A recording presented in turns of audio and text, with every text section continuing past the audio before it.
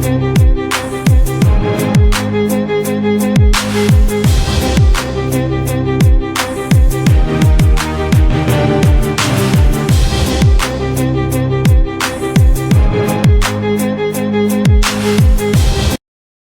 guys, what's going on? I'm Tim for The Real Sports Talk. Follow me on Twitter, CashKelly_TRST, KASH Kelly_TRST, and also like The Real Sports Talk on Facebook. Look, if you have not seen what the San Antonio Spurs have done, chances are that you got a front row seat of what they've done throughout this entire playoffs and really this season tonight. And it has been impressive. What they are doing right now as they complete their 19th straight win dating back to the regular season is one of the more impressive runs that we've seen in a playoff in any sport or in any sport in general in a long time. And you got to give a lot of credit tonight to Greg Popovich because this Spurs team was down going into the fourth quarter, but the Thunder were able. The Thunder came out flat. Durant was on the bench. Russell Westbrook tonight as a whole did not play a very good game.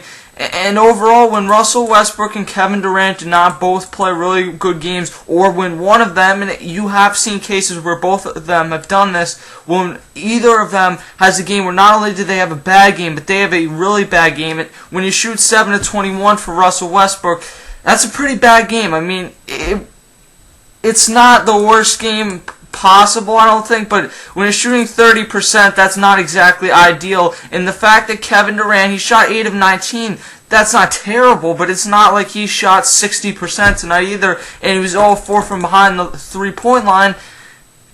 You're going to have a tough time winning because you're relying on other guys to do it on a team that really has two main scorers, and certainly they have a solid overall team, and then you do have James Harden, but your two main scorers are not getting the job done the way they need to. The Spurs, just a tremendous overall game. Tim Duncan did not shoot very well from the field, 6 of 15, but did have 16 points and 11 rebounds, only turned the ball over twice.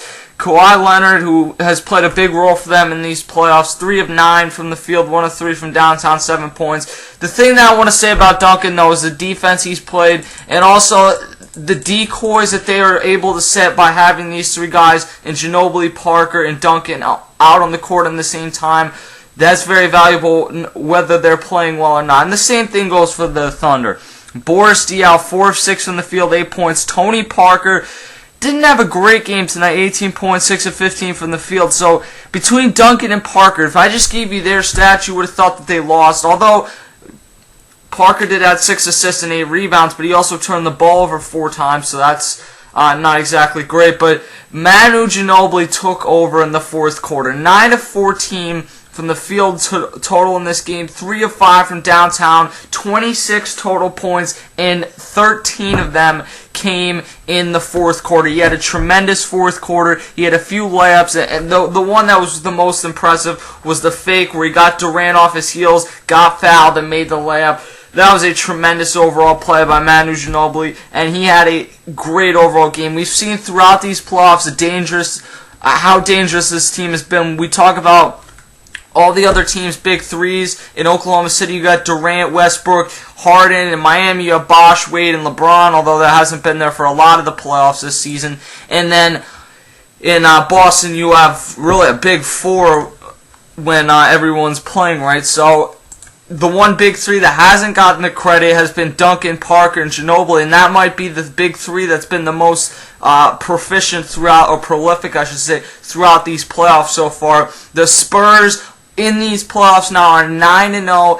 This is going to be a hard-fought series to the end because the Thunder were down 91-84. I thought this game's over. The fact that they were able to get within 3, and I know that Harden hit basically a meaningless 3 to end the game to get them within 3, but the fact that they kept fighting shows that this is going to be a series where both teams are going to have to grind it out. And they mentioned that during the broadcast, that Greg Popovich says that you want to get out early in these games, but that this is not going to be a series where you're going to be able to do that more than maybe once. That this is probably going to be a 7-game series where every game is going to come down to the last 4 or 5 minutes. And in a lot of cases, the games are going to come down to the last 1 or 2 minutes.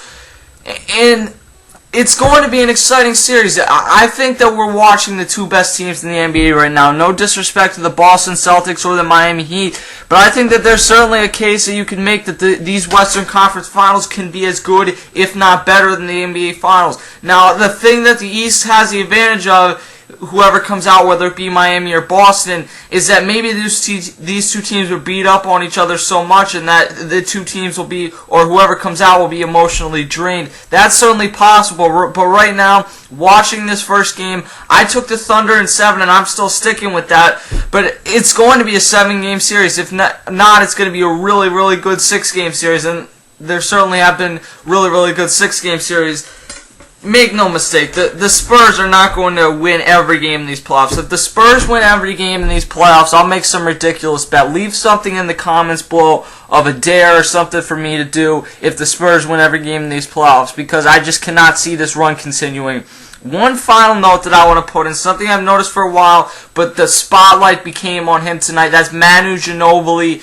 Dude, you got to get some Rogaine. I mean, he doesn't even look old.